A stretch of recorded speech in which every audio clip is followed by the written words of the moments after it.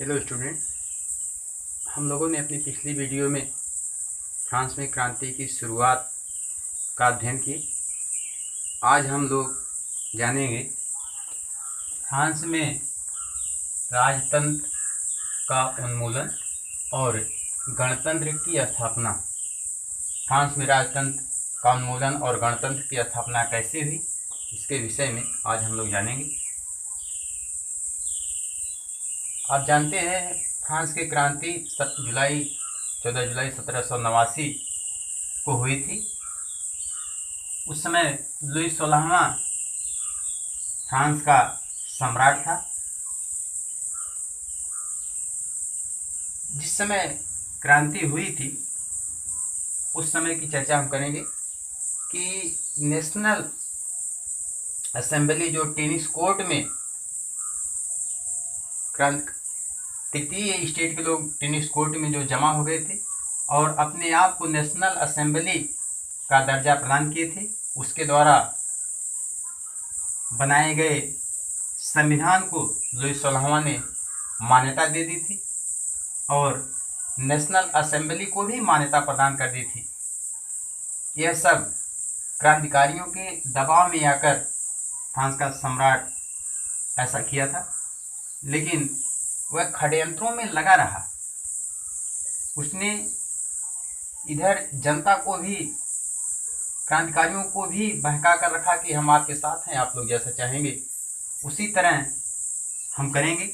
लेकिन गुप्त रूप से प्रसा के राजा से उसकी वार्ता चल रही थी और पड़ोसी शासकों से भी साठगांठ चल रहा था। पड़ोसी शासकों ने भी 1789 की गर्मियों के बाद होने वाले दंगों अर्थात क्रांतियों को नियंत्रित करने की योजना बना लिए थे। तब तक नेशनल असेंबली का एक प्रस्ताव आया।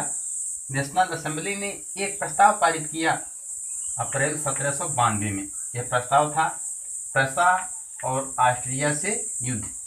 प्रसा और ऑस्ट्रिया से युद्ध का नेशनल असेंबली ने एक प्रस्ताव पारित कर दिया।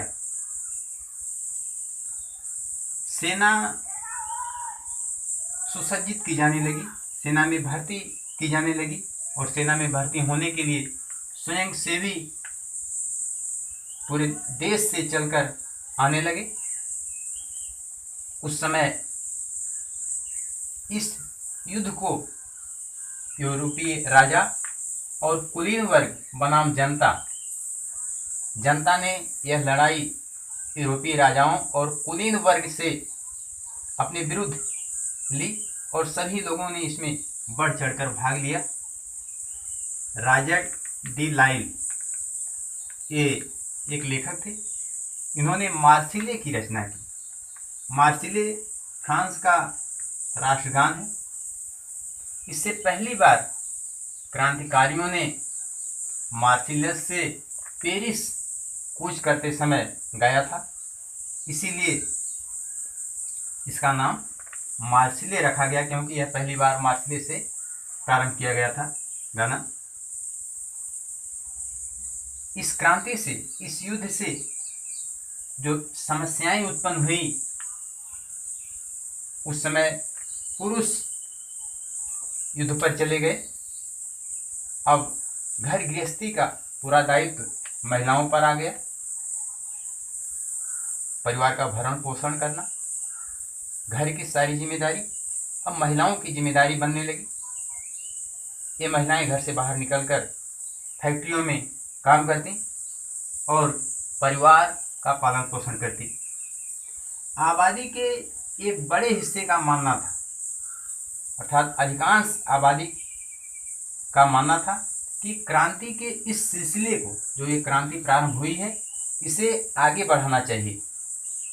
इसके लिए अनेक राजनीतिक क्लबों की स्थापना हुई और लोग इन क्लबों में बैठकर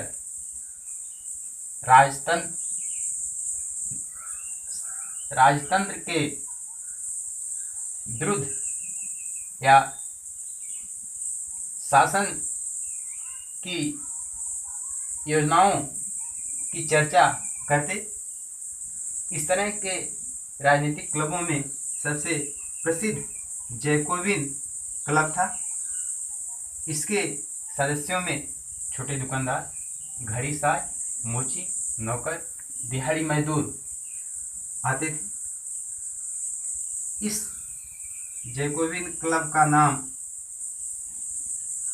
फ्रांस के भूतपूर्व कॉन्वेंट ऑफ सेंट जैकब के नाम पर इस जैकोबिन क्लब का नाम पड़ा है। इन जैकोबिन क्लबों का नेता जो था रोबेस्पियर जैकोबिन क्लबों का नेता था। उस समय आज़ादी की, स्वतंत्रता की चाह रखने वाले लोग अपने आप को अलग दिखने के लिए, कुलीन वर्ग से अलग दिखने के लिए गोदी कामगारों की तरह धारीदार लंबी पतलून पहनना प्रारंभ किए। जैसा कि जो कुलीन वर्ग के लोग थे, ये लोग घुटने तक ब्रीचेस पहनते थे। उनसे अलग दिखने के लिए ये स्वतंत्रता संग्राम सेनानी धारीदार लंबी पतलून पहनना प्रारंभ किए। इन्हें शवकुलात भी कहा जाता था। शवकुलात से तात्पर्य होता था बिना घुटने वाले, अर्थात बिना घुटने वाले कपड़े पहनने वाले लोग शवकुलात कहलाते थे। पुरुष लाल टोपी भी पहनते थे। इस लाल टोपी का आशय था स्वतंत्रता या आज़ादी के चाहने वाले, लेकिन लाल टोपी पहनना महिलाओं के लिए वर्जित था। 1792 में जैकोबिनों का धावा। 1792 में जैकोबिन के सदस्यों ने ये धावा बोल दिया। खाद्य महंगाई और इसके अभाव को आधार बनाया कि इस समय देश में खाद्य पदार्थों की अत्यधिक महंगाई है और इसका अभाव भी है। इस तरह का एक प्रोपोगेंडा बनाकर जैकोबिन के सदस्यों ने ट्यूलेरिये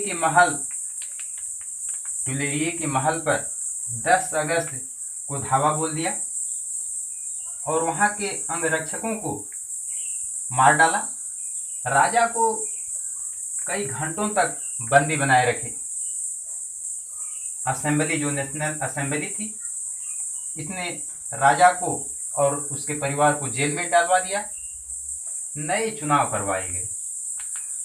पुनः फ्रांस में नए चुनाव करवाए गए और मताधिकार की जो उम्र निर्धारित की गई 21 वर्ष मताधिकार की उम्र निर्धारित की गई। इससे पहले आप जानते हैं जो नेशनल असेंबली ने प्रस्ताव पारित किया था, उसमें 25 वर्षीय सक्रिय लोग मताधिकारी थे, मत देने के अधिकारी थे। लेकिन इस समय 21 वर्ष ये अवस्था रखी गई और वोट देने की। कन्वेंशन, और जो नेशनल असेंबली थी उसका नाम कन्वेंशन कर दिया गया, उसे कन्वेंशन के नाम से जाना जाने लगा। 21 सितंबर 1792 को फ्रांस में राजतंत्र का अंत कर दिया गया और फ्रांस को एक गणतंत्र माना गया, अर्थात फ्रांस में गणतंत्र की स्थापना की गई। लुई 16वां जो फ्रांस का सम्राट था, इसे न्यायालय द्वारा देशद्रोही करार दिया गया।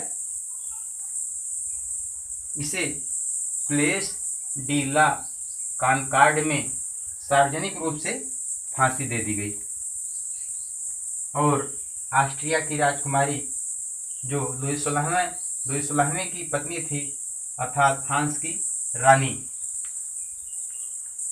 इनका भी वही हश्र हुआ जो लुई 16वां का हुआ।